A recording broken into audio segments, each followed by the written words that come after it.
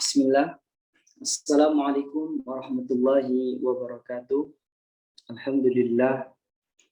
Alhamdulillahilladzi la yansa man dzakarah. Segala puji bagi Allah Rabb semesta alam yang tidak pernah melupakan hambanya, yang selalu mengingat dan selalu berzikir kepadanya. Walhamdulillahilladzi la yudayyi'u man syakara.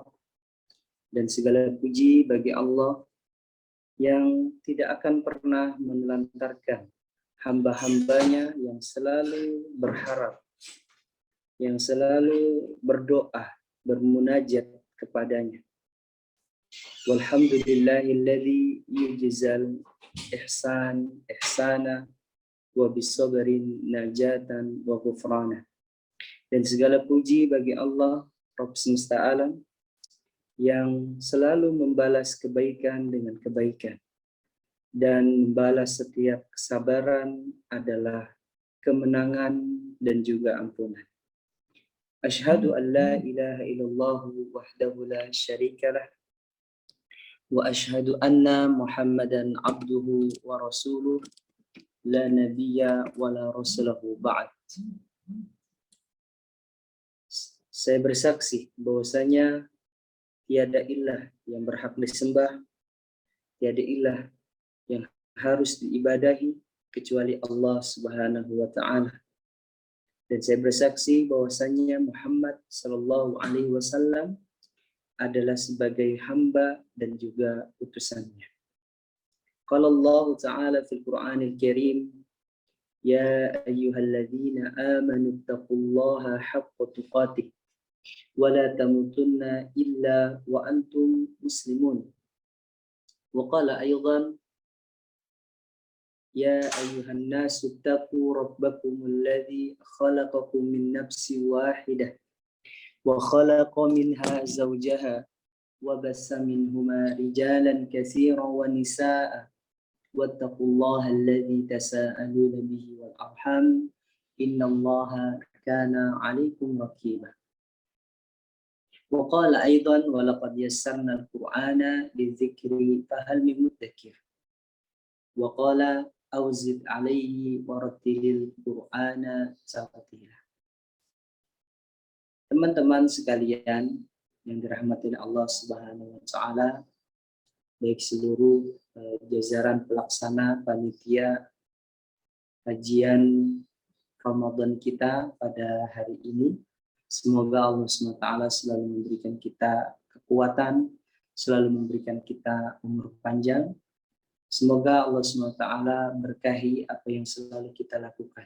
Dan Allah lipat gandakan seluruh kebaikan yang telah kita lakukan selama di bulan Ramadan ini dan menghapuskan kesalahan-kesalahan yang telah kita lakukan, baik kesalahan yang telah lalu ataupun yang akan datang.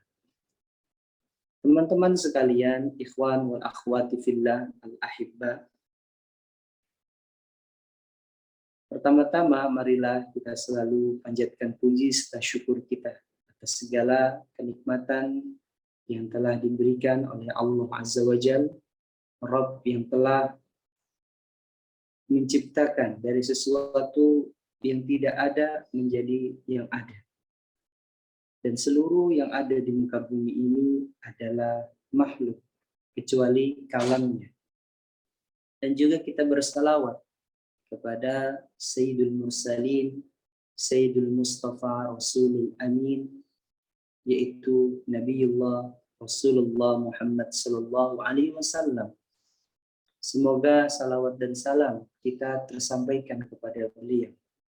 Kita berkeinginan ingin menjadi umatnya, ingin meniti jalan sebagaimana yang pernah diajarkan Nabi SAW kepada seluruh para sahabatnya, baik itu berupa akhlak, perilaku, ucapan, ataupun sesuatu yang ditetapkan oleh beliau. Kita berusaha mengikutinya, kita berusaha untuk selalu berpegang teguh kepada sunnahnya, dan semoga kita semua nanti kelak akan dikumpulkan bersama beliau, bersama orang-orang soleh, bersama para syuhada, dan bersama orang-orang yang memiliki kejujuran. Teman-teman sekalian yang saya cintai karena Allah, ikhwan dan akhwat dimanapun kalian berada, mungkin karena keterbatasan tempat saat ini kita masih bisa bertatap muka, alhamdulillah ya, walaupun secara layar ya, secara Zoom, tidak menghalangi kita untuk terus istiqomah, untuk terus selalu belajar, bertolabul ilmi. Makanya Allah Subhanahu wa taala mengatakan di dalam surah Al-Asr, wal 'asr innal insana lafi khusr illa alladziina aamanu wa 'amilus shalihati wa tawassaw bil haqqi wa tawassaw bis sabr.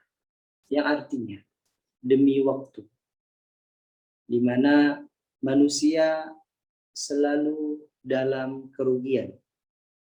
Selalu dalam kerugian. Rugi di sini adalah orang-orang yang ketika nanti di akhirat kelak dia tidak mendapati sedikit pun amalan kebaikannya ketika ditimbang. Semuanya hilang.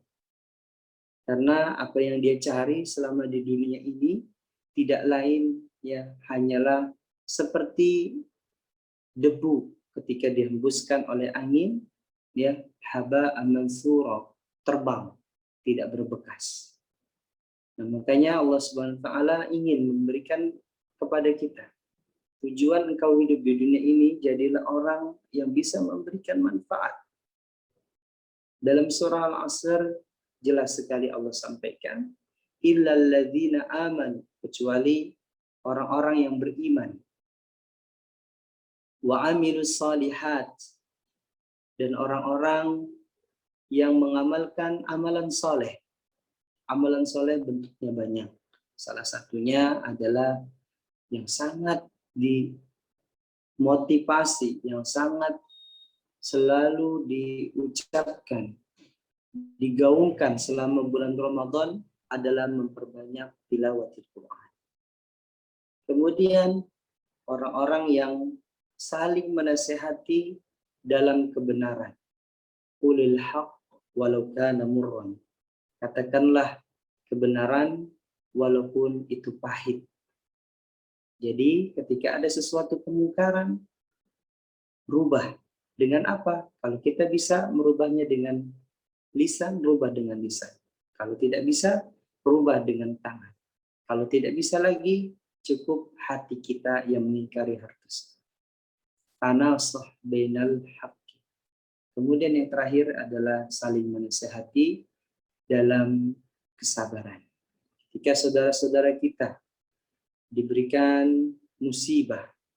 Musibah apa itu? Musibah bencana alam. Kita tahu bahwasanya beberapa hari belakangan ini ya telah terjadi suatu bencana musibah besar, tenggelamnya salah satu kapal selam Indonesia yang mengakibatkan puluhan korban ya tidak bisa terselamatkan. Maka bagi di antara kita yang memiliki jarak rumahnya terdekat, ya bisa kita berikan kekuatan, bisa kita berikan himbauan nasihat kepada keluarga yang ditinggalkan. Tapi bagi kita yang jauh saat ini cukup kita doakan saja. Kalau ada donasi bantuan, ya baiknya kita bantu mereka. Teman-teman sekalian, ikhwan dan akhwat dimanapun kalian berada saat ini, semoga selalu dirahmati oleh Allah Subhanahu wa taala. Ilmu sebelum aman. Maksudnya adalah kita sebagai seorang pelajar haruslah mempelajari suatu ilmu sebelum kita mengamalkan sesuatu. Tema kita pada sore hari ini, pada kajian Ramadan hari ini adalah meniti atau bagaimana kita membaca Al-Quran dengan bacaan yang benar. Tentu, sebelum kita membaca Al-Quran, tentu kita harus menguasai dulu poin-poin.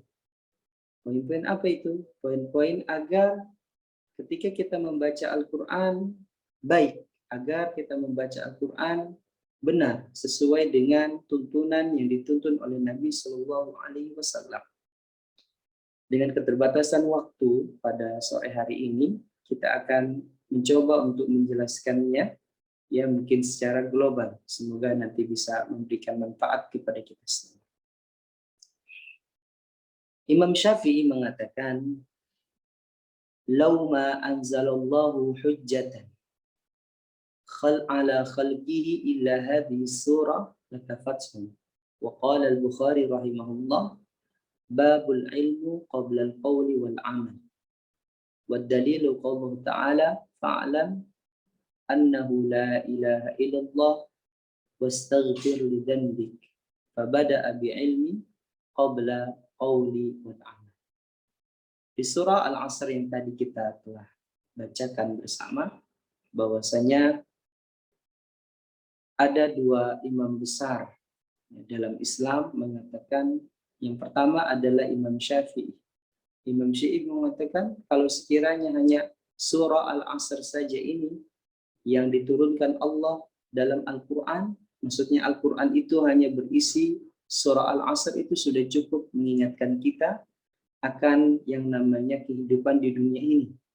Hanya 4 ini saja yang tidak merugi. Terus bagaimana yang lainnya? Merugi. Kecuali didasari dengan 4 ini. Thalabul ilmi, beriman kepada Allah. Kemudian Imam Bukhari mengatakan pentingnya berilmu dulu sebelum berucap dan beramal. Kemudian membawakan sebuah dalil, maka ketahuilah annahu, sesungguhnya Allah tidak ada Tuhan yang berhak untuk disembah kecuali Allah. Wastaghfir lidzanbi, dan beristighfarlah atas segala dosa yang engkau lakukan. Jadi sebelum kita melakukan action atau melakukan suatu amalan, tentunya harus didasari dengan ilmu. Ketika kita ingin membaca Al-Quran dengan baik dan benar sesuai dengan tuntunan Nabi Shallallahu Alaihi Wasallam, tentunya kita harus pelajari dulu.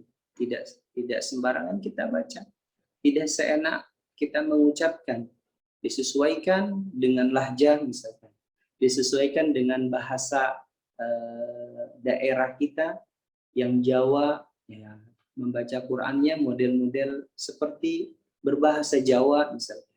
Yang orang Sunda membaca Al-Qurannya mirip-mirip seperti orang Sunda. Yang orang Sulawesi membaca Al-Qurannya ya sesuai dengan lahjah, misalkan suku Bugis, ya, kemudian suku Melayu, ya, dan lain sebagainya. Tidak, membaca Al-Quran harus disesuaikan dengan lisan. Lisan apa? Lisanul Arab. Bagaimana kita mengetahui membaca Al-Quran dengan lisanul Arab? Tentu kita bisa pelajari melalui para alim ulama, melalui para masyayikh, melalui para syekh, yang melalui para ustadz-ustadz, para kiai, para habaib, yang mana mereka mengajarkan untuk kembali kepada ajaran yang diajarkan Nabi, bukan hanya dalam muamalah, tapi juga ya dalam bagaimana kita mengucapkan dan melafadzkan ayat suci Al-Quran. Supaya apa? Supaya yang kita baca ini sesuai dengan apa yang diajarkan Nabi. Ya, maka ketika sesuai dengan apa yang diajarkan Nabi, insya Allah ya kita akan dekat dengan Nabi ya ketika nanti di akhir ya di hari akhir kelak insya Allah. Al-mar'u ma'an ahabbah. Seseorang akan bersama orang yang selalu dirindukannya, orang yang selalu dicintainya. Teman-teman sekalian yang saya cintai karena Allah, ya, slide-nya nanti geser. Tilawatil Quran, ya, tilawatil Quran adalah membaca Al-Quran dengan baik dan benar. Maksudnya adalah terpenuhi seluruh hukum bacaan dan pengucapan hurufnya dikeluarkan pada tempatnya tanpa mencampur huruf-hurufnya. Apa itu huruf-hurufnya? Yaitu huruf-huruf hijaiyah yang kita telah ketahui mungkin sewaktu kita masih kecil, ya kita telah menghafalnya huruf hijaiyah. Berjumlah ya 30, 29 atau 28 ya, diawali dari a atau alif dan diakhiri dengan ya. Kemudian membaca Al-Qur'an ya harus dengan tartil, melafadzkannya setiap hurufnya, dan ingat kita harus berhati-hati dalam pengucapannya. Kenapa? Karena sering terjadi ketika kita membaca Al-Qur'an itu yang mencampur antara satu huruf dengan huruf yang lain. Kenapa? Karena kita tidak mengetahui atau kita belum belajar di manakah tempat keluarnya huruf tersebut. Nah, maka penting bagi kita untuk mengetahui, untuk belajar terlebih dahulu agar ya ketika kita mengucapkan setiap hurufnya sesuai dengan apa yang dituntunkan oleh Nabi Shallallahu Alaihi Wasallam, tentu melalui ya para alim ulama, para qari Al-Quran. Hukum membaca Al-Quran. Ketika kita membaca Al-Quran, ya tentu poin yang harus kita pahami adalah sungguhnya membaca Al-Quran itu ya sebagaimana yang diuraikan dalam sebuah ucapan, al-ilmu bihi fardun kifayah wal amalu bihi fardu ainin ala kulli qari'in min muslimin wal muslimat. Yang artinya adalah mempelajari ilmu membaca Al-Quran dengan baik dan benar, artinya ilmu tajwid, hukumnya fardun kifayah. Dan sedangkan mengamalkannya, setelah kita mempelajari ilmu berkaitan tentang perbaikan pembacaan Al-Quran, maka ya, kita harus mengamalkannya. Dan mengamalkannya itu adalah fardu ain, kewajiban bagi perorangan atau ya kewajiban bagi individu. Kemudian ya, dan ini kewajibannya bagi setiap muslim dan muslimah. Jadi ketika kita telah mempelajari ilmu tentang perbaikan bacaan Al-Quran atau disebut dengan ilmu tajwid atau ilmu tahsin, maka kita harus mengamalkannya. Ya, tidak boleh ya sampai apalagi terjatuh kembali kepada kesalahan seperti halnya dia dulu belum pernah belajar. Dan ini harus kita pahami ya. Karena bisa jadi kesalahan tersebut fatal ya, nanti akan berakibat dosa ya. Merubah makna, merubah pelafalan keluarnya huruf. Satu contoh biasanya ya yang sering sekali terjadi kesalahan adalah untuk membedakan huruf za dan ja, ya huruf zal dan jim ya. Dalam lafaz a'udzu billahi minasyaitonir rajim ya, kita membacanya a'uju, ada yang membacanya a'uju, membacanya dengan jim ya, bukan dengan za gitu ya. A'udzu billahi minasy gitu ya. Nah, padahal di situ adalah huruf zal, a'udzu gitu ya. Kemudian juga pelafalan huruf, tidak semua huruf hijaiyah ya dimajukan bibirnya ya. Ar-Rahmanir-Rahim tidak ya. Yang hanya dimajukan bibirnya adalah huruf saat berharokat dhammah ataupun huruf waw. Jadi hanya itu saja. Selainnya tidak. Huruf ra tidak boleh wu. Huruf da tidak boleh du. So, kho tidak boleh. Ya, jadi sa, da gitu ya. Siratal ladzina an'amta 'alaihim. Tidak membacanya ya siratal ladzina an'amta 'alaihim. Misalkan gitu. Enggak boleh ya. Jadi ada kaedahnya ketika kita ingin membaca Al-Qur'an dengan baik dan benar ya. Jadi tidak sembarangan. Kemudian apa sih yang memberikan fondasi untuk membaca Al-Qur'an dengan benar? Apakah di zaman Nabi Shallallahu Alaihi Wasallam itu diajarkan ya bacaan dengan benar? ya atau ya tidak pernah diajarkan oleh Nabi? Ya jawabannya adalah tentu diajarkan. Bahkan Nabi Sallallahu Alaihi Wasallam ya yang dimana Al-Quran ini kita tahu diturunkan di Jaziratul Arab. Tentunya ya mereka sudah berbahasa Arab. Ya, orang-orang Arab saat itu sudah paham kalau Al-Quran diturunkan. Namun mereka tidak mengetahui, ya tidak semuanya bisa membaca Al-Quran dengan baik dan benar.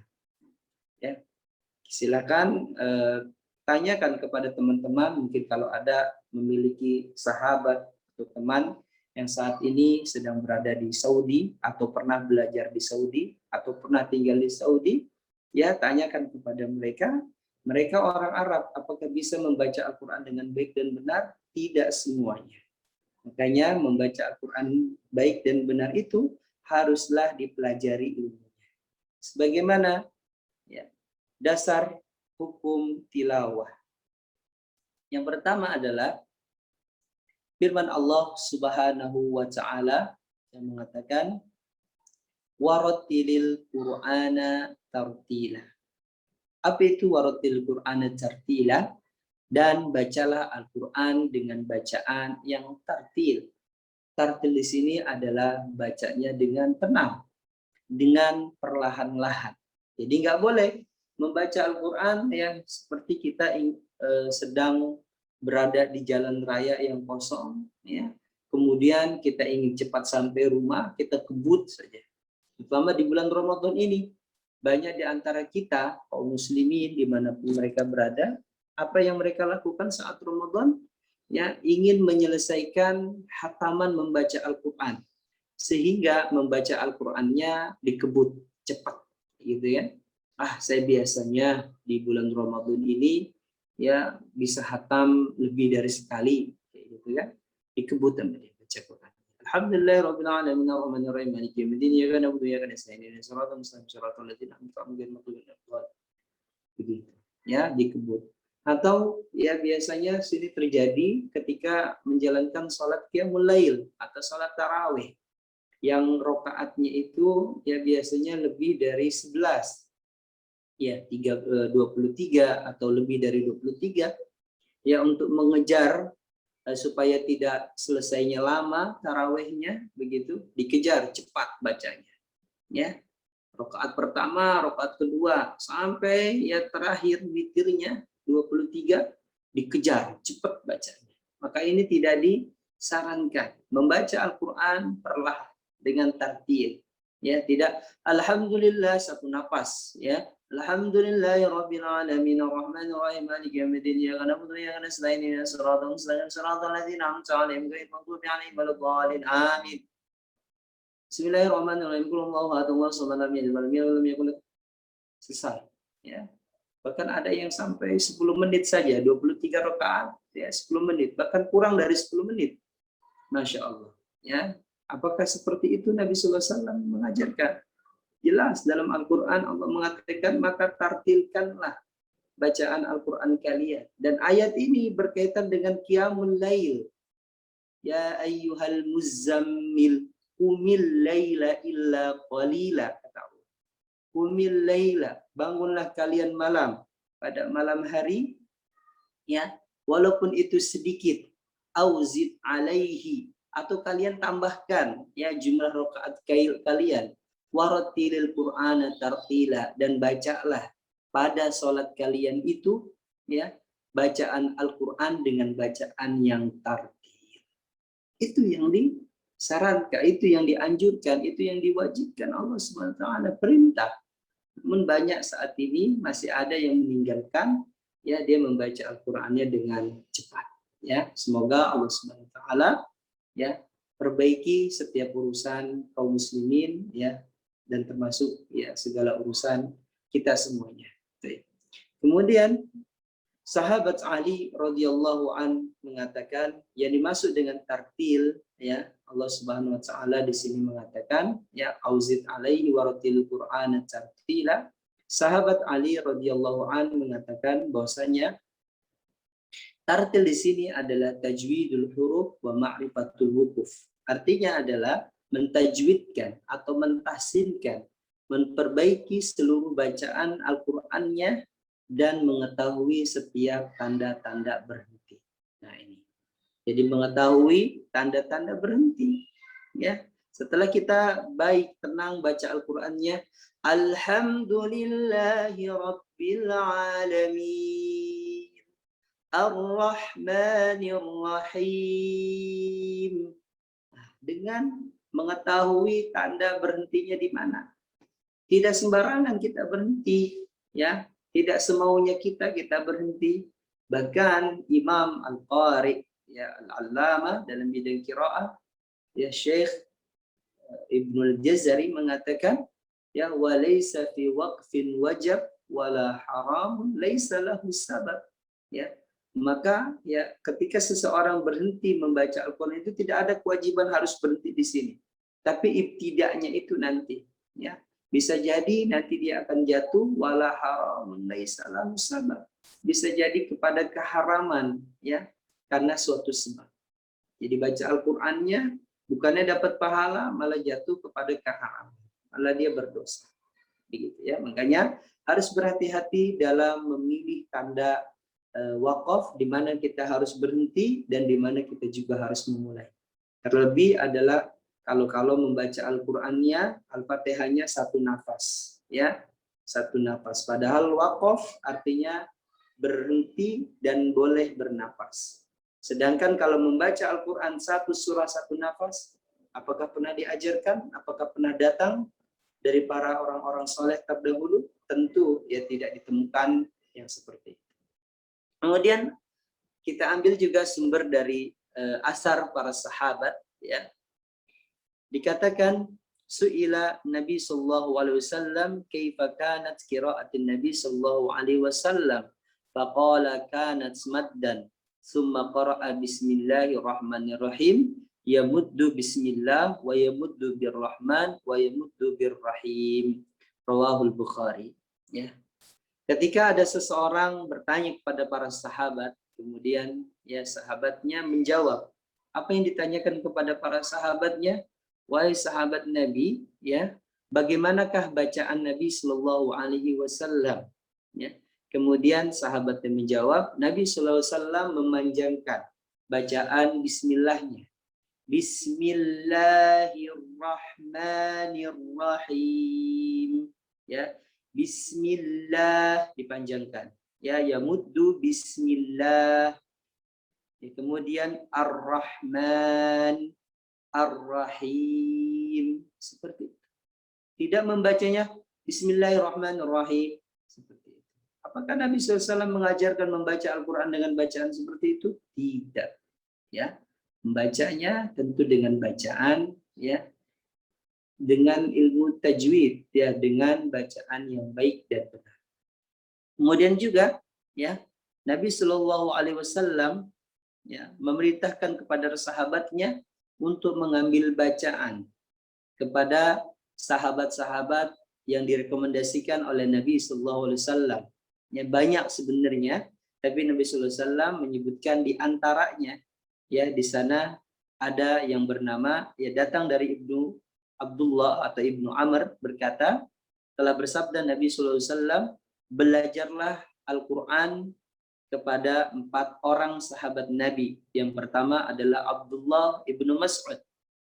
Kemudian 4 orang sahabatnya lagi, ya, yaitu Salim Maula Hudzaifah, Ubay bin Ka'ab, dan Mu'adz bin Jabal. Hadis ini diriwayatkan oleh Bukhari dan juga Muslim.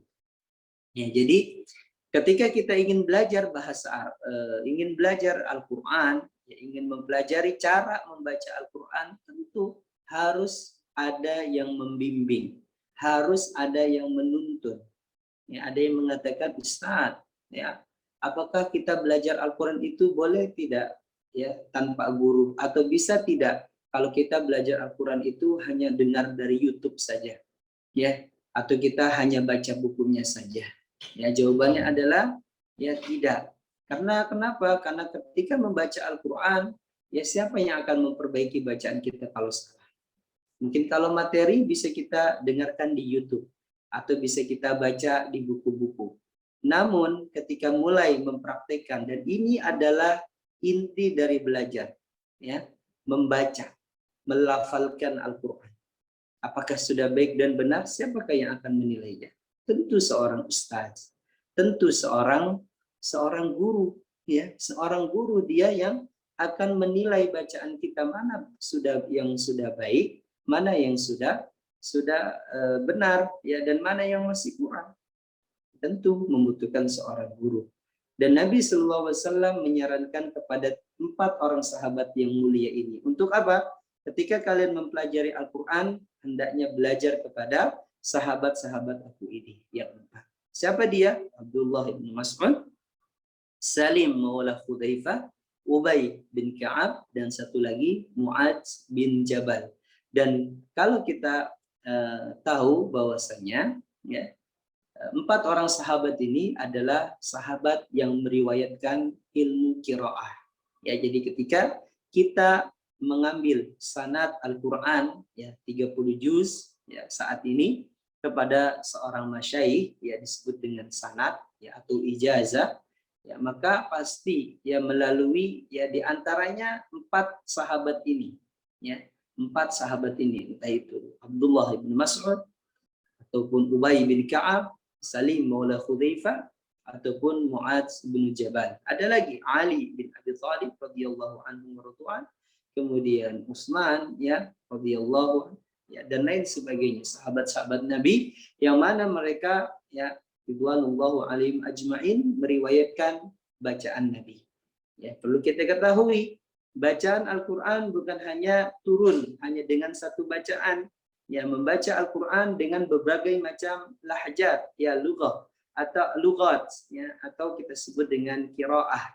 Ada 7 qiraah, ada 10 qiraah, ada 12 qiraah. Dan setiap qiraah ini ketika disambungkan, ya, periwayatannya, ya, bacaan Al-Quran ini, ya, melalui para sahabat jalurnya. Nah, diantaranya adalah 4 orang ini yang disebutkan oleh Nabi Shallallahu Alaihi Wasallam. Jadi penting kita untuk mempelajari bagaimana cara membaca Al-Quran dan benar, ya, karena ketika kita membaca Al-Quran, ya, harus, ya, terpenuhi seluruh, ya, materi-materi, ya, yang berkaitan dengan huruf-huruf tersebut. Jadi tidak sembarangan diucapkan. Ikhwan dan akhwat sekalian yang dirahmati Allah Subhanahu wa taala, kita masuk definisi daripada ilmu tajwid. Jadi tidak lepas ketika kita membaca Al-Qur'an, pasti, ya, kita akan bersinggungan dengan satu ilmu yang luar biasa. Ya, ilmu untuk memperbaiki bacaan Al-Qur'an. Apa itu? Yaitu ilmu tajwid. Dan syukur alhamdulillah, ya, di tim LDK Al-Futuwah masih saat ini alhamdulillah masih selalu istiqomah menyelenggarakan, ya, kajian khusus, ya, berkaitan dengan ilmu tajwid pada setiap pekannya. Alhamdulillah. Nah, ketika kita membaca Al-Qur'an, tentu kita harus mengetahui, ya, apa saja sih yang harus kita ketahui, ya, ilmu apa sih yang mempelajari tentang perbaikan bacaan Al-Quran. Nah, di sana ada yang disebut dengan ilmu tajwid. Ini yang pertama. Ya, tajwid, ya, secara bahasa adalah merupakan bentuk masdar dari fiil jawwada yujawwidu tajwidan. Ya, artinya menyempurnakan, memantapkan, atau dalam bahasanya tahsin, yaitu perbaikan, ya, ityanu bil jayyid, jadi mendatangkan sesuatu yang baik. Jadi kalau kita sudah mempelajari ilmu tajwid, haruslah ada perbaikan dalam membaca Al-Quran. Yang disebut dengan istilah, ya, maksudnya yang dimaksud dengan kita mempelajari ilmu tajwid, ya, yang diinginkan di sini adalah kita mengeluarkan setiap huruf dari tempat keluarnya tanpa disertai dengan takalluf, ya, diberat-beratkan. Sering sekali terjadi ketika kita mengeluarkan setiap huruf, ya, dalam Al-Quran itu, ya, berasa seperti diberat-beratkan bacanya. Contohnya seperti huruf hamzah A, ya. masih ada di beberapa pelosok daerah ya, yang mana ketika mengucapkan huruf hamzah a dan juga huruf h itu ditaruh di dada ya, dan mengeluarkannya ditekannya terlalu dalam, seakan-akan ingin mengeluarkan isi perutnya atau muntah ya. A a ha ha ha ha a, seperti itu. Apakah ini dibenarkan?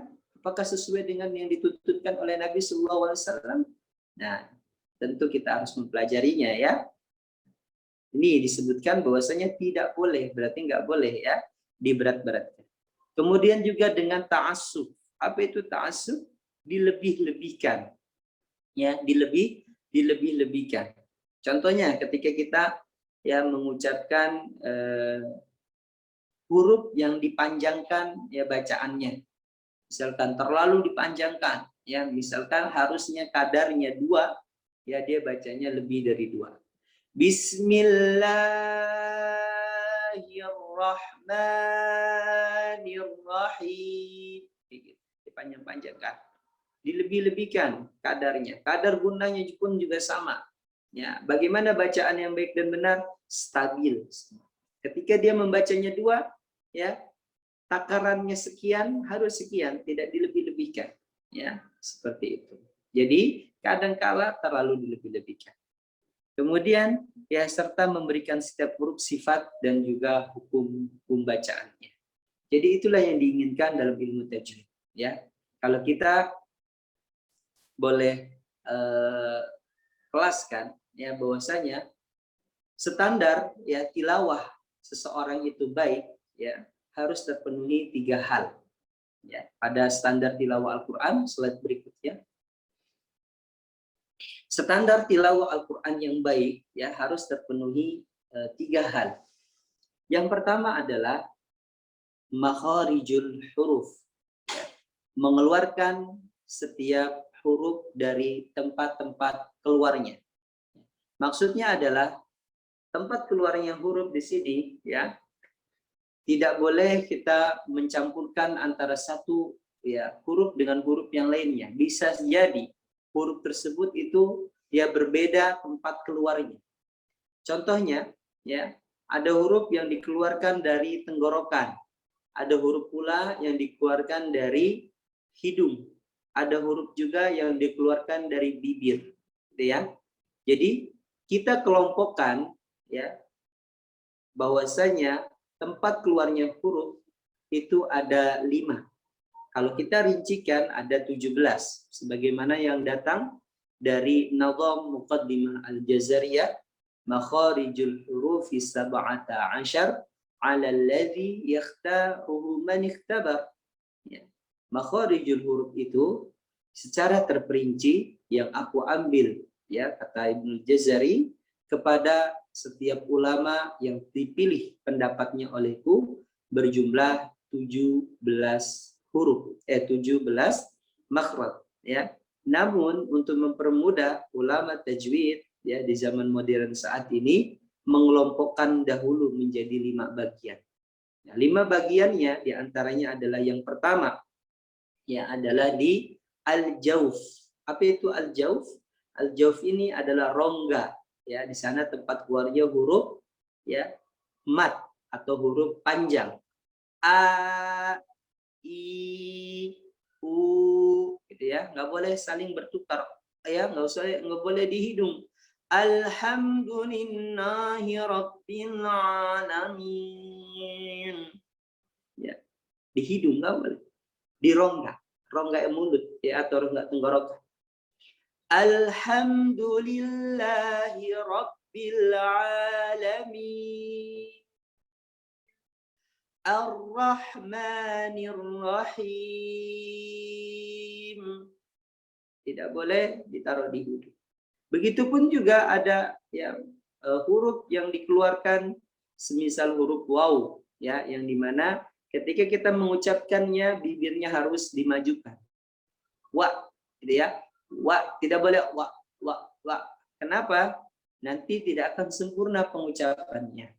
Ayat ketiga. Maliki yaumiddin. Tidak boleh maliki. Tidak boleh yau, tapi yaumiddin. Ya, teman-teman boleh mengikuti bacaannya ya. Maliki. Jadi enggak, ada yang dari tenggorokan, ada yang dari lidah, ya. Di lidah ini ada 10 tempat keluar, ya. Ada 18 huruf dan 10 tempat keluar. Kemudian di bibir, ya. Kemudian terakhir adalah di pangkal hidung.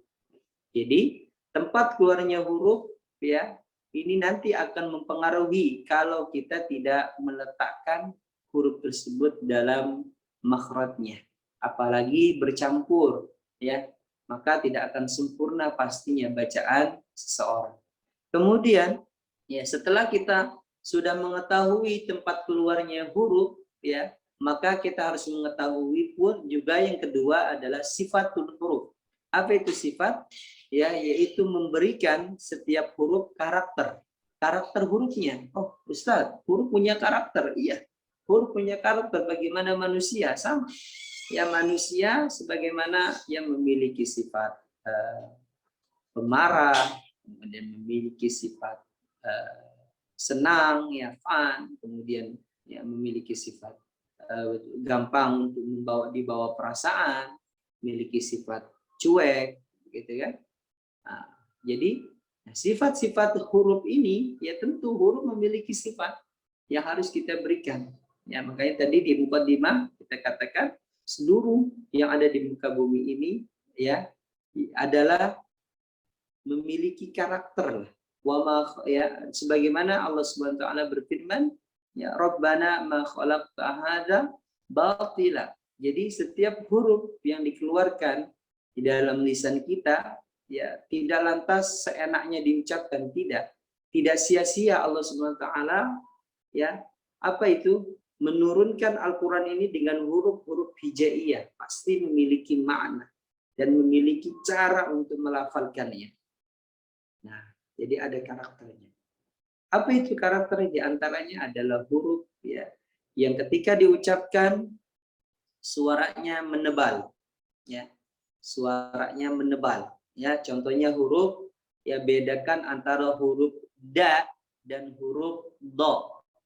Do, da, so, sa, to, ta, ya. To menebal, ta, so, sa menebal. Kemudian ada huruf ketika dalam keadaan sukun harus dikeluarkan nafasnya. Contohnya huruf sin, ya. Qul a'udzu birabbin nas. Gitu ya. Iyyaka na'budu wa iyyaka nasta'in. Kanas, dikeluarkan nafasnya. Kanasta'in. Ada huruf yang harus ditahan membacanya ketika dia sukun, misalkan ditekan hurufnya. Apa itu? Contohnya huruf hamzah, ya. Wassama, ditekan. Su, ditekan. Ya, nggak boleh su sama, nggak boleh. Ya, karena dia hamzah. Ya, kalau dia alif boleh, ya, dialirkan, ya. Wadduha wallaili idza saja ma wadda'aka rabbuka wa ma qala, dialirkan. Itu halif, ya, mat, dia dirongga. Tapi kalau dia hamzah ditekan suara. Begitu ya. Jadi sifatul huruf ya penting sekali. Ketika kita sudah mengetahui di mana tempat keluarnya huruf, maka kita harus berikan sifatnya. Ya, ada huruf yang dibaca tebal, ada huruf yang dibaca tipis, dikeluarkan nafasnya, ditekan, dan ada huruf juga yang ketika dalam keadaan sukun, ya, dipantulkan membacanya. Ya, jadi dipantulkan saat dia sukun saja.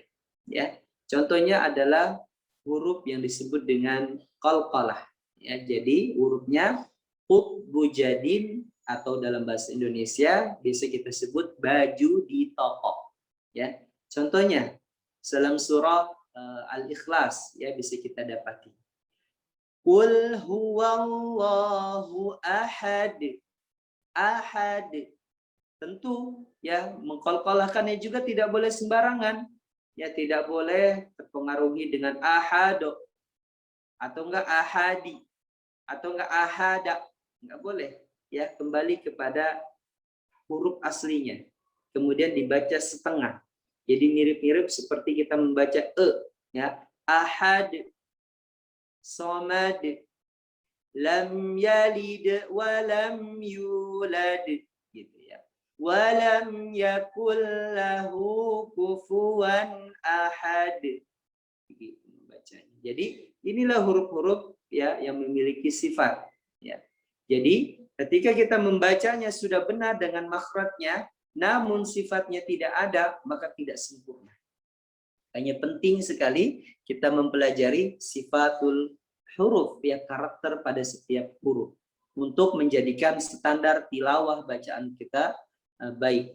Kemudian yang terakhir ya dalam pembahasan standar tilawah Al-Qur'an yang baik adalah kita mengetahui ahkam at-tilawah, hukum bacaan ya. Di sana bagaimana kita untuk membedakan ketika nun sukun contohnya bertemu dengan huruf hijaiyah. Beda-beda. Huruf hijaiyah misalkan kita katakan ada 28 yang mulai dari a, ba, ta, sa, ja, ha, kha, da, za, ro, za sampai ya gitu ya. Ini beda-beda cara bacanya.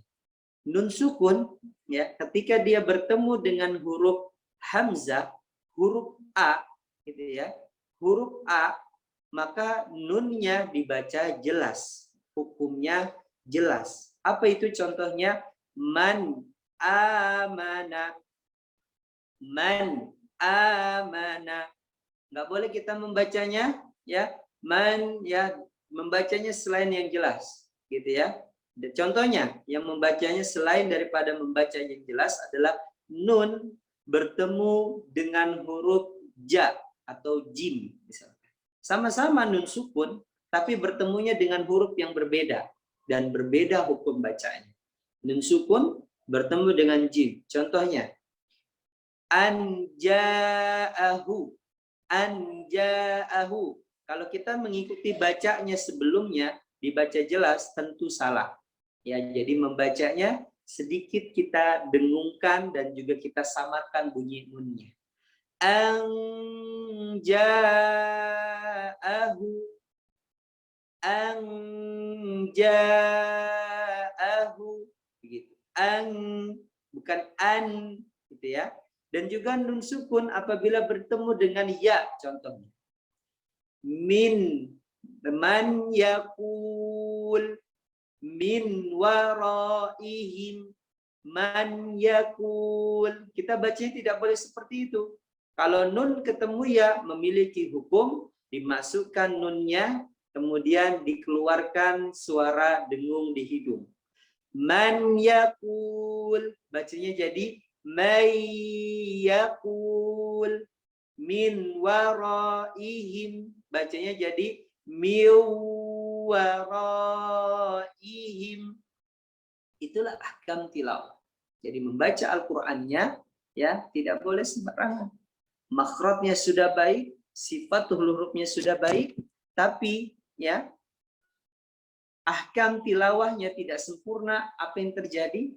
Apakah bisa dikatakan sudah standar bacaan Al-Qur'annya? Tentu tidak ya, atau belum. Maka daripada itu alhamdulillah ya LDK Al-Futuhah ini masih istiqomah terus insya Allah untuk terus bisa menyelenggarakan ya bagaimana ya kita semua mempelajari cara membaca Al-Qur'an dengan baik ya melalui kajian pekanan atau kajian rutin ya setiap pekannya, yaitu kajian tahsin ya, dan ditopang juga dengan kajian yang lainnya tentunya.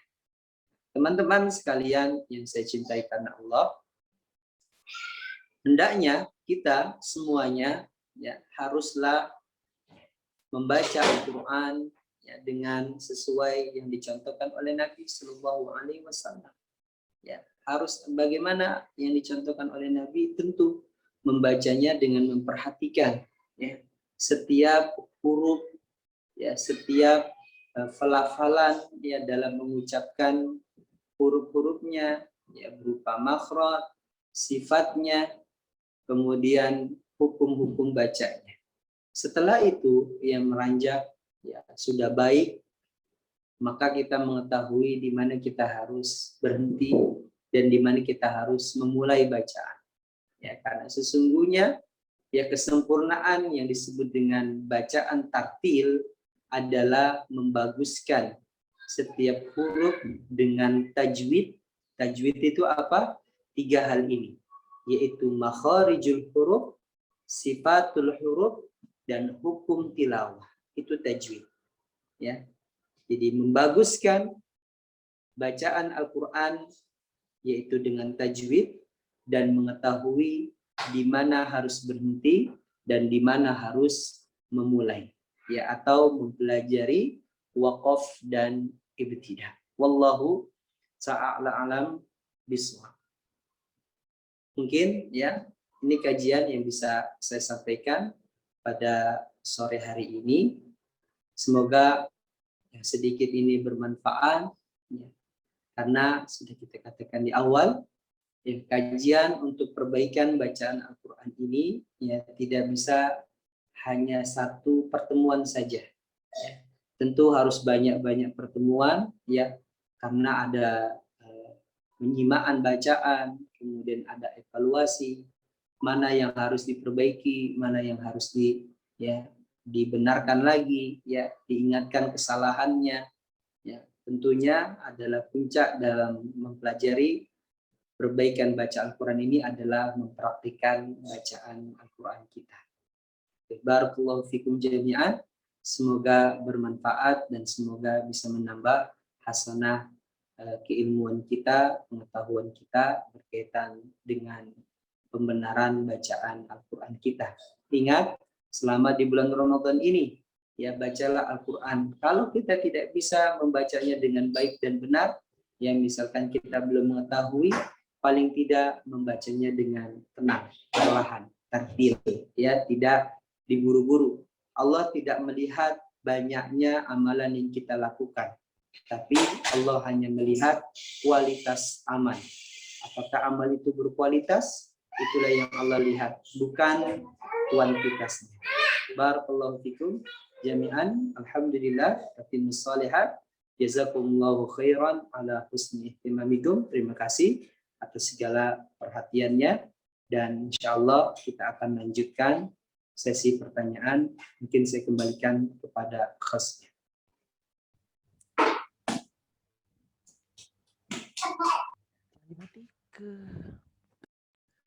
Taib. Jazakallah khairan kepada Ustadz Jailani As-Siddiq atas pemaparan materinya. Insya Allah dapat kita simpulkan ya tadi bahwa dalam membaca Al-Quran itu dianjurkan kepada kita agar dibaca secara tartil. Nah, dan juga dapat diaplikasikan sunnah-sunnah Nabi lainnya dalam membaca Al-Quran. Juga tadi juga dijelaskan dalam memperhatikan makharijul huruf, sifatul huruf, dan juga ahkam at-tilawahnya. Sebagaimana yang sudah Ustadz Jailani As-Siddiq sampaikan tadi, yang mana dari ketiga hal ini dapat dijadikan standar bagi kita dalam membaca tilawah yang baik. Nah, memasuki acara yang selanjutnya yaitu sesi tanya jawab. Bagi para hadirin yang ingin bertanya bisa menggunakan fitur raise hand atau bisa juga melalui kolom chat. Juga bisa melalui nomor WhatsApp yang sudah diberikan di awal kajian. Pada para hadirin dipersilahkan jika ada yang ingin bertanya.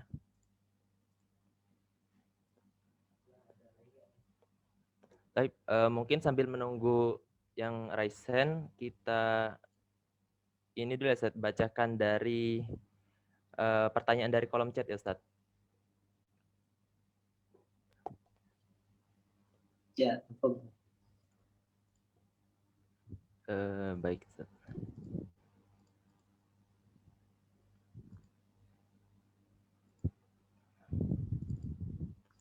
Assalamualaikum warahmatullahi wabarakatuh. Semoga Allah selalu merahmati kita semua dan menerima amal ibadah Ramadan kita. Amin ya rabbal alamin. Mau bertanya Ustadz, bagaimana kadar minimal bagi kita yang awam untuk membaca Al-Quran dengan benar dan agar hukum dosanya sudah gugur? Apa yang harus dan pertama kali dipelajari Ustadz? Terima kasih. Mungkin itu untuk penanya pertama Ustadz. Kepada Ustadz kami persilahkan untuk menjawab.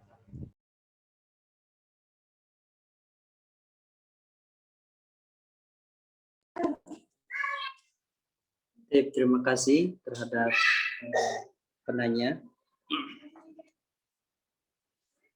Perlu saya buka videonya atau cukup suara saja? Mungkin perlu laba Ustadz. Pertanyaannya tadi coba diulangin lagi. Bagaimana? Izin bacakan kembali Ustadz. Pertanyaannya, izin bertanya Ustadz, bagaimana kadar minimal bagi kita yang awam untuk membaca Al-Quran dengan benar Ustadz, agar hukum dosanya sudah gugur? Apa yang harus dan pertama kali dipelajari Ustadz? Alhamdulillah masih ada di antara kita yang masih terus berusaha untuk memperbaiki bacaan Al-Qur'annya dengan kemampuan ya yang terbatas, misalkan karena usia, juga karena waktu ya yang tidak bisa rutin untuk terus belajar ya, tapi masih terus berusaha ingin memperbaiki, ingin memperbagus bacaan Al-Qur'an ini, Masya Allah. Jawaban untuk penanya bahwasanya kadar minimal paling tidak kita membaca Al-Quran itu dengan baik dan benar itu paling tidak makhraj ya, makharijul hurufnya itu harus baik. Kenapa? Karena kita tahu ketika seseorang jatuh kepada kesalahan yang fatal, jadi kesalahan itu ada dua, ada kesalahan jali atau disebut dengan kesalahan yang jelas, dan ini diketahui oleh orang yang walaupun dia tidak mempelajari ilmu tajwid, tapi dia tahu kalau itu salah. Dan kesalahan ini biasanya dalam pelafalan huruf ya, tertukar antara satu huruf dengan huruf yang lainnya. Ataupun yang kedua adalah karena harokat yang harusnya dibaca fathah, dia membacanya kasroh misalkan. Ini kesalahan dalam membaca Al-Quran yang fatal, bahkan bisa jadi pelakunya berdosa kalau tidak ada perbaikan terus ya.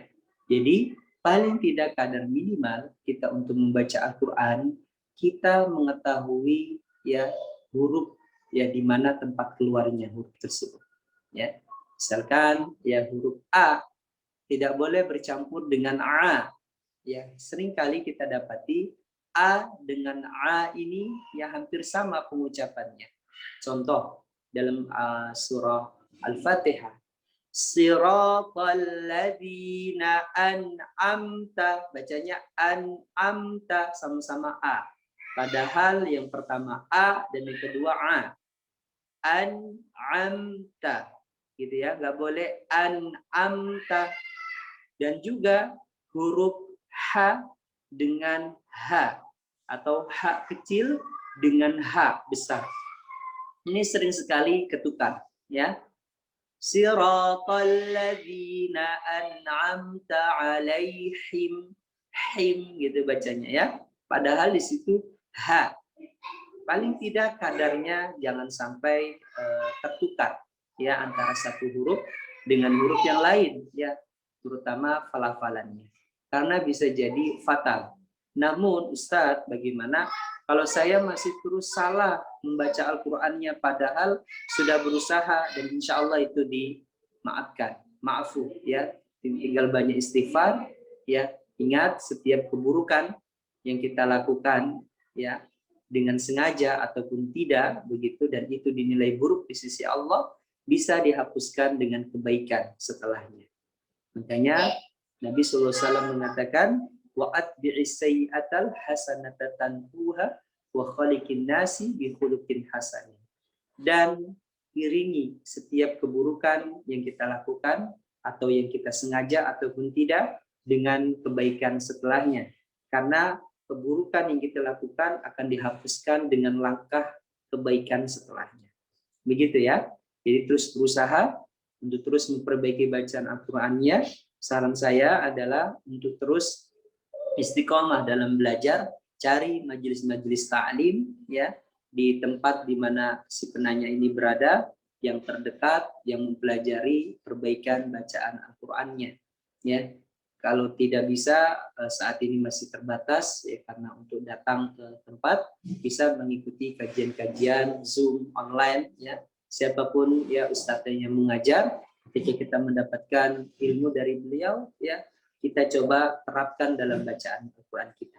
Kalau perlu ya misalkan yang minta disimakkan bacaan Al-Qur'annya kepada teman atau kepada ustadz atau ustadzahnya yang bersangkutan untuk ya biar menjadi evaluasi kita ya ketika kita belajar itu ada progres ya ke depannya agar lebih baik lagi. Gitu ya. Dan keburukan yang kita lakukan ya ingat ya kebaikan yang kita lakukan itu akan menghapuskan keburukan yang sebelumnya. Dan membaca Al-Qur'an tidak akan pernah dikatakan berdosa ketika seseorang masih terus berusaha untuk memperbaiki bacaan Al-Qur'annya. Paling tidak kita mendapatkan 2 pahala.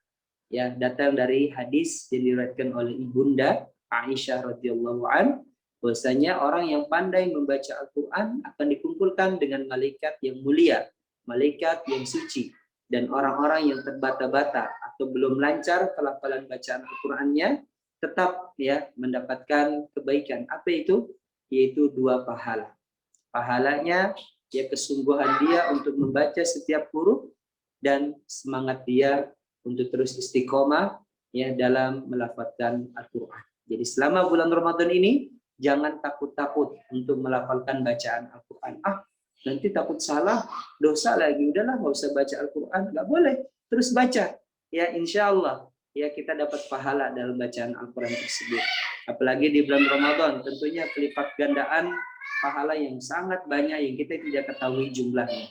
Terus baca dan terus berusaha. Nanti setelah bulan Ramadan ya cari majelis-majelis taklim yang di sana diajarkan ya pembenaran bacaan Al-Qur'an ya, semoga ya, dengan cara seperti itu, dengan wasilah seperti itu menjadikan kita lebih baik lagi, menjadi insan ya yang kamil untuk membaca Al-Qur'an, dan semoga tahun depannya bisa lebih baik lagi baca Qur'annya.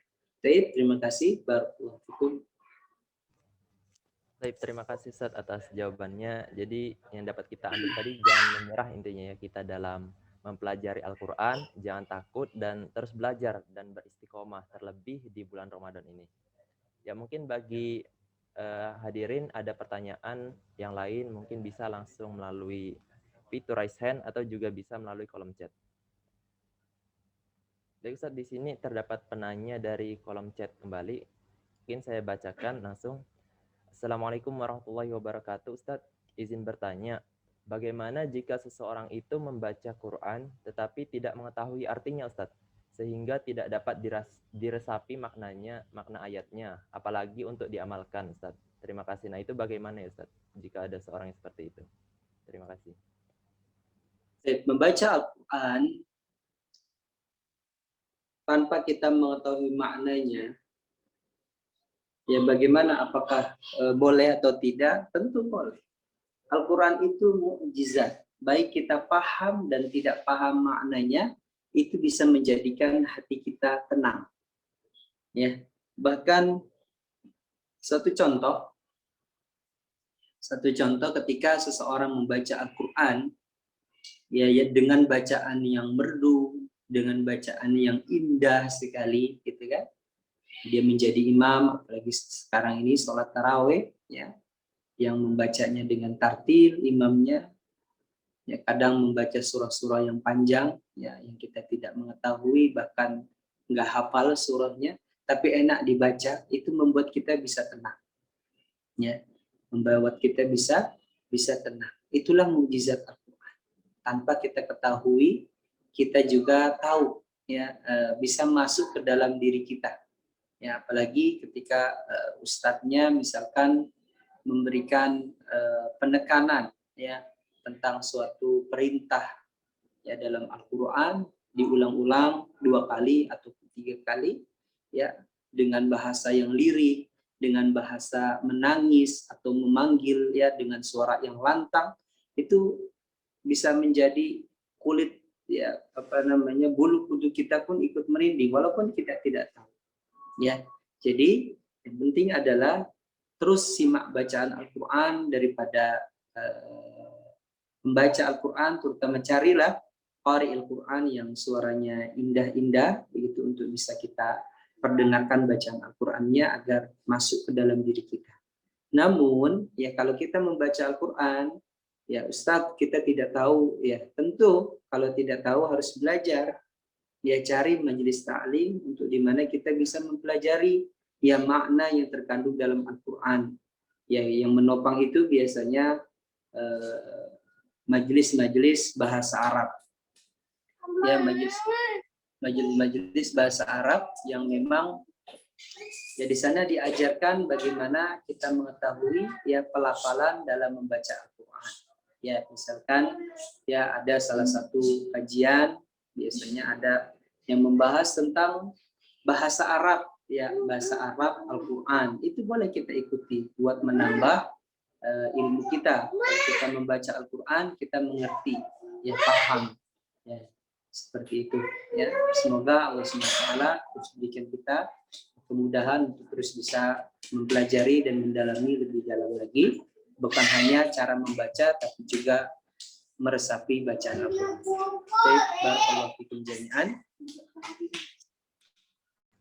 Baik, terima kasih Ustadz atas jawabannya. Semoga jawaban dari Ustadz Jalan tadi dapat menjawab pertanyaan dari penanya tadi dan juga menjadi ilmu baru bagi kita semua yang mengikuti kajian ini.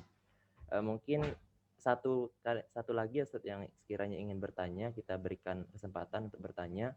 Bagi para hadirin dipersilahkan jika ada yang ingin ditanyakan dapat menggunakan fitur raise hand. Oh, taib. Ada yang menggunakan fitur raise hand kepada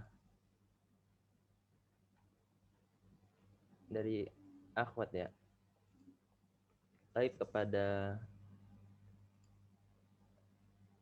panitia mungkin bisa dipersilahkan untuk unmute kepada Akhwat Rani agar dapat bertanya langsung kepada Ustadz.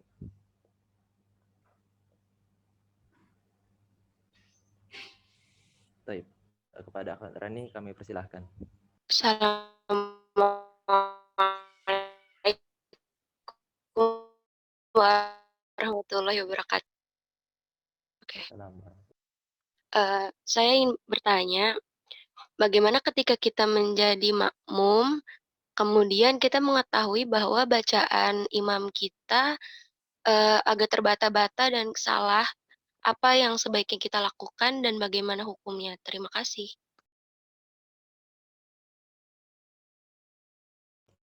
Terima kasih kepada Akhwat Rani. Pada Ustadz Jailani kami persilahkan untuk menjawab Ustadz.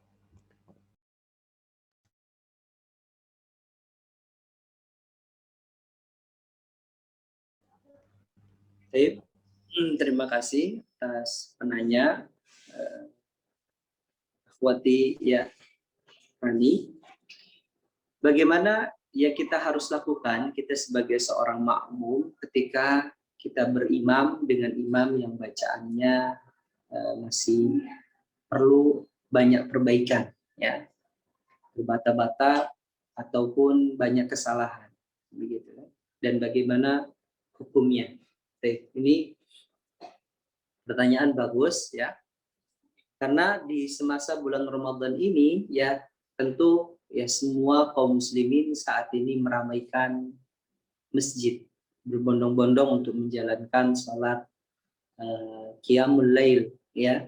Tentu di setiap masjid ya, contohnya ada salah satu masjid misalkan, dan tiap hari itu imamnya berbeda-beda misalkan. Ada yang bacanya bagus, ada yang bacanya kurang bagus, begitu kan? Maka sepantasnya bagi kita makmum bagaimana mensikapi ketika kita mendapati ada satu imam yang bacanya tidak bagus. Ya. Pertama, ya, Ketika kita mendapati ya ada seorang imam membacanya tidak bagus, ya perlu kita berhusnudzon terlebih dahulu. Bisa jadi imam tersebut memang sebenarnya belum layak untuk jadi imam, tapi dituju jadi imam ya karena mungkin memiliki kedekatan atau imam ini direkomendasikan oleh salah satu tokoh di masjid misalkan kayak gitu. Jadi dimaklumi begitu. Namun setelahnya kita bisa memberikan masukan, memberikan saran kepada panitia penyelenggara masjid ya atau panitia penyelenggara sholat agar mungkin nanti setelah itu imamnya sudah tidak lagi dipanggil lagi ya karena banyak yang menolak untuk maksudnya adalah tidak nyaman ya menolak untuk dipimpin oleh imam yang masih kurang bacaannya. Apalagi sekarang Masya Allah sudah marak sekali ya kajian-kajian tahsin, kajian-kajian tajwid dan tidak sedikit pula orang-orang yang sudah mulai mengetahui tentang bacaan yang baik dan benar. Ya, tentunya progres mereka ingin mendapatkan imam yang enak bacaan Al-Qur'annya begitu.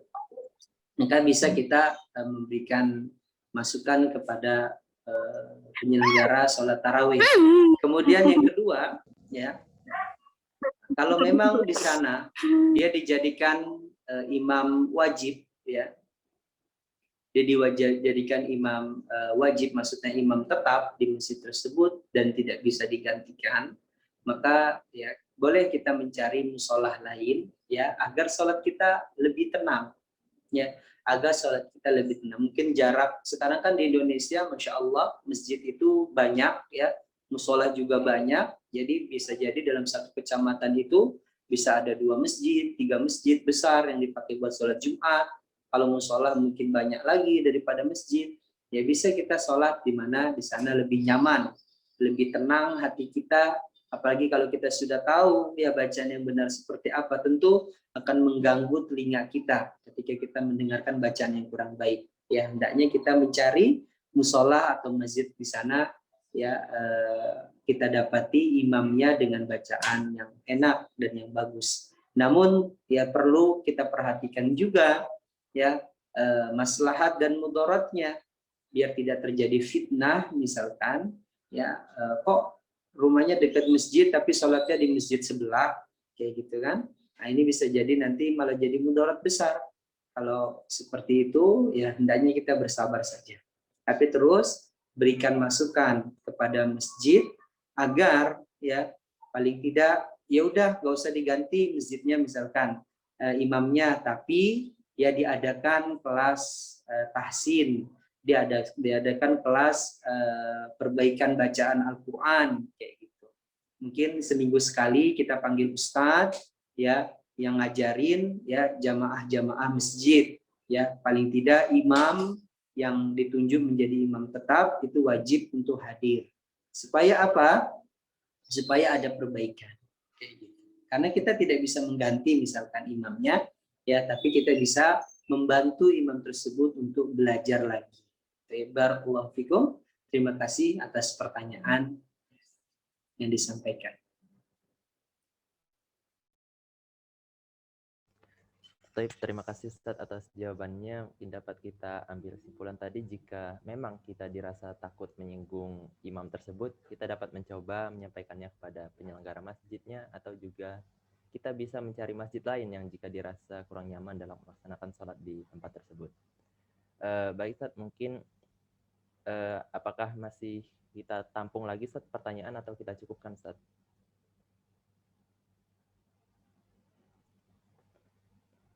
Kalau masih ada satu, boleh pertanyaannya. Baik, jika dari para hadirin partisipan ada yang ingin bertanya, mungkin dapat satu kali lagi pertanyaan terakhir.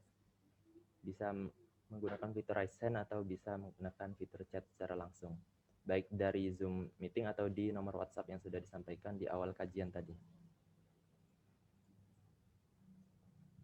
Kita tunggu mungkin sekitar 1 menit, Ustaz. Jika sekiranya tidak ada, mungkin kita akhiri. Pada para hadirin, dipersilahkan jika ada yang ingin ditanyakan.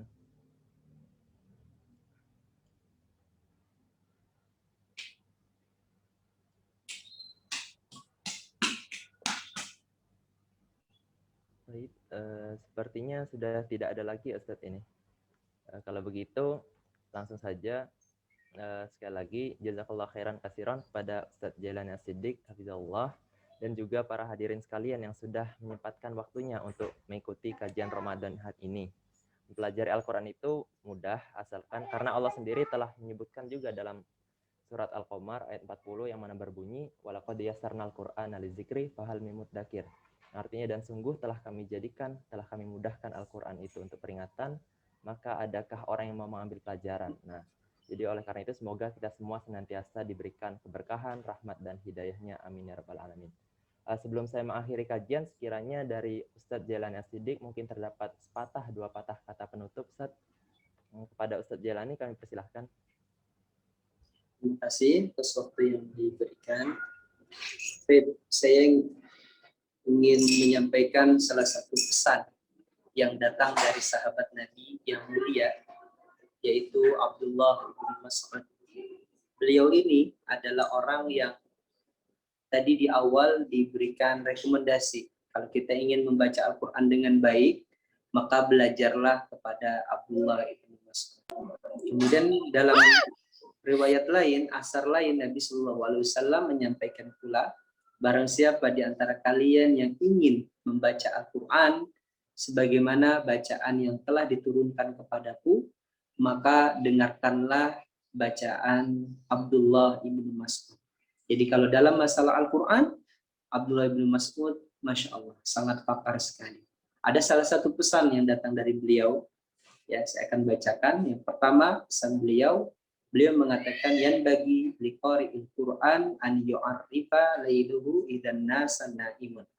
Pertama adalah hendaknya bagi kita pembaca Al-Quran, ketika kita membaca Al-Quran ini, ya hendaknya harus memiliki poin yang pertama. Apa itu? Ya, selalu melaksanakan sholat pada malam hari, ya ketika manusia tertidur. Karena kenapa? Ya Al-Quran ini ya akan mendatangi kita dengan sebagai teman, ya, sebagai sahib, ya, sebagai syafaat nanti di hari akhir kelak. Ya, makanya waktu yang paling dekat ya ketika kita ingin menjadikan seseorang itu teman kita ketika dalam keadaan kesunyian. Baca Al-Quran. Jadikan setiap hafalan kita ini membangunkan kita untuk sholat malam. Ada salah seorang masyayikh, ya, ditanya oleh salah seorang kakek tua, pernah datang kepada beliau, ya Syekh, engkau telah dimuliakan dengan ilmu, ya, saya ingin memiliki ilmu seperti engkau, namun tidak bisa, ya, tapi saya ingin bertanya kepada engkau. Kemudian syekhnya mempersilahkan. Kakek ini mengatakan, ya Syekh, ya saya setiap malam itu selalu bangun, ya paling sedikit ya minimal itu 3 jam. Selama 3 jam itu saya menjalankan sholat malam. Pertanyaan saya adalah, semasa saya sholat sebanyak 3 jam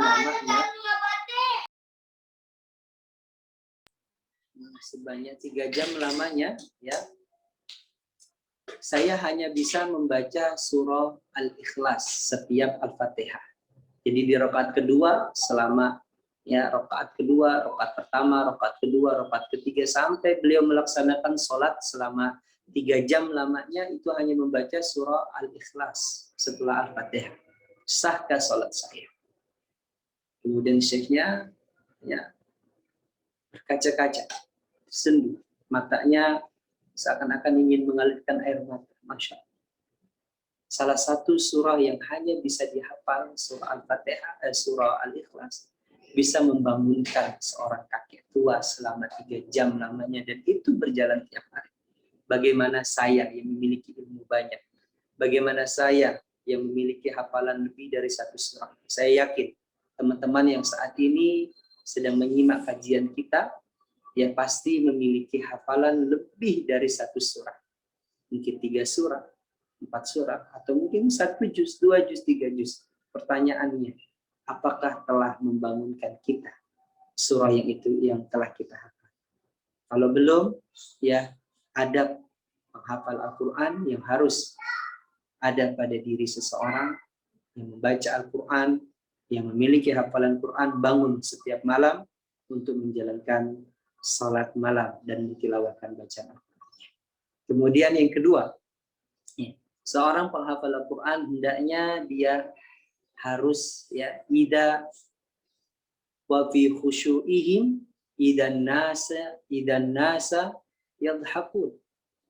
Dan seorang penghafal Al-Quran ketika manusia banyak tertawa, fabibi bukaihim, ketika orang-orang banyak tertawa ketika melihat komedi, lawak, saling caci memaki, kekurangan. Kita tahu komedi saat ini, ketika ingin seseorang itu tertawa, biasanya mengawali dengan caci memaki, tertawa, banyak tertawa. Apakah boleh tidak tertawa, Ustaz? Boleh, tapi tidak boleh berlebihan. Penghafal Quran harus selalu banyak menangis. Dia berkaca atas kekurangan diri dia. Dia berkaca atas kelemahan diri dia. Bisa jadi kelemahan ini yang nanti bisa menahan dia untuk bisa masuk surga. Dia banyak menangis. Makanya Nabi SAW mengatakan, apabila kalian tahu apa yang aku rasakan saat ini, kalian akan lebih banyak menangis daripada tertawa. Jadi penghafal Al-Quran, bayangkan kalau kita paham maknanya setiap apa yang kita lafalkan dalam ucapan kita dalam membaca Al-Quran dan menghafalkannya, akan meresap dalam diri kita dan akan menjadikan diri kita ini merasa bahwasanya tidak ada apa-apanya. La haula wala quwata illa billah. Jadi penghafal Al-Quran haruslah sering banyak menangis, terutama menyadari bahwa setiap manusia tidak lepas dari dosa. Apakah dosa saya sudah diampuni atau belum? Itu harus selalu ditanyakan pada diri kita sendiri. Baik, itulah dua mungkin pesan daripada Ibnu Mas'ud. Sebenarnya panjang pesannya dan bisa kita jadikan mungkin kajian, cuman karena waktu yang terbatas, saya hanya batasi dua pesan saja. Dan insya Allah nanti saya bisa akan sampaikan pada pertemuan-pertemuan kita berikutnya. Semoga Allah selalu memberikan umur panjang, selalu memberikan kesehatan, dan semoga Allah SWT menghapuskan segala kesalahan kita dan membukakan pintu kebaikan yang seluas-luasnya kepada kita semuanya. Barakallahu fikum jami'an. Hayakumullah. Saya mohon apabila ada kesalahan dari ucapan saya yang menyinggung atau menyakiti teman-teman sekalian yang mendengar kajian saya saat ini dan juga kajian saya sebelum-sebelumnya, mohon dimaafkan atas kesalahan saya. Dan apabila ada ucapan yang keluar dari lisan saya itu benar, tentunya semuanya itu adalah Allah yang menunjukkan jalannya, Allah yang mengizinkan saya untuk mengucapkan ucapan yang benar. Sungguhnya la ilma lana illa ma 'allamtana, tidak ada ilmu yang saya punya kecuali atas apa yang Allah SWT ajarkan. Barakallahu fikum jami'an. Nasallallahu ilman nafi'an wa rizqan thayyiban wa amalan taqabbalan wa lisanan dzakiran wa qalban khashi'an. Sampai berjumpa kembali pada kajian-kajian berikutnya insyaallah. Baik, saya kembalikan kepada hostnya. Terima kasih. Ya billahi taufiq hidayah. Assalamualaikum warahmatullahi wabarakatuh.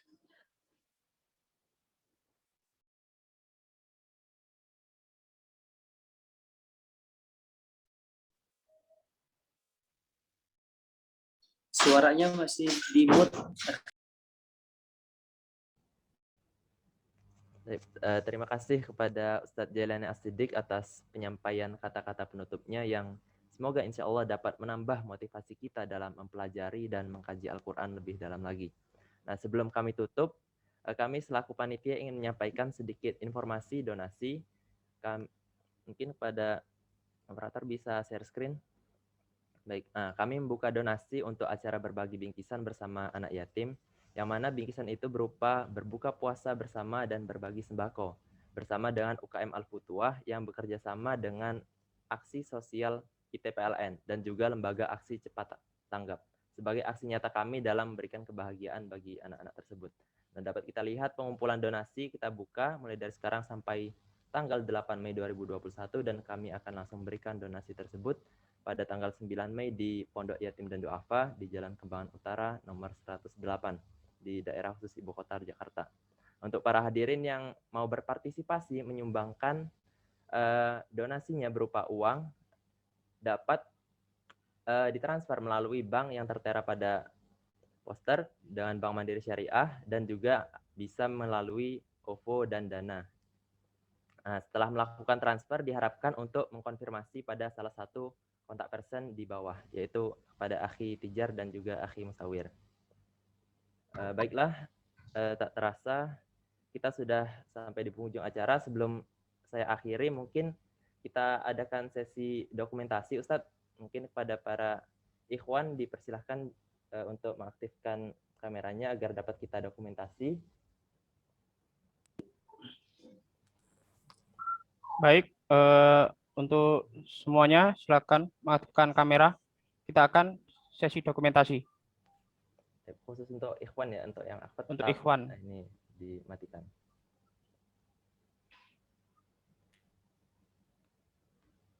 Oke, Bismillahirrahmanirrahim. Kita mulai 1, 2, 3. Sekali lagi 1, 2, 3. Terima kasih. Silakan dimatikan kameranya. Ya, terima kasih kepada tim PDD. Baiklah, tak terasa kita sudah sampai di penghujung acara. Alangkah baiknya kita menutup majelis ilmu kajian daurah Al-Quran ini dengan doa kafaratul majelis. Subhanakallahumma wa bihamdika asyhadu an la ilaha illa anta astaghfiruka wa atubu ilaik. Masuki acara yang terakhir yaitu penutupan. Marilah kita tutup acara ini dengan mengucapkan hamdalah secara bersama-sama. Alhamdulillahirabbil alamin. Terima kasih atas partisipasinya. Assalamualaikum warahmatullahi wabarakatuh. Waalaikumsalam. Waalaikumsalam.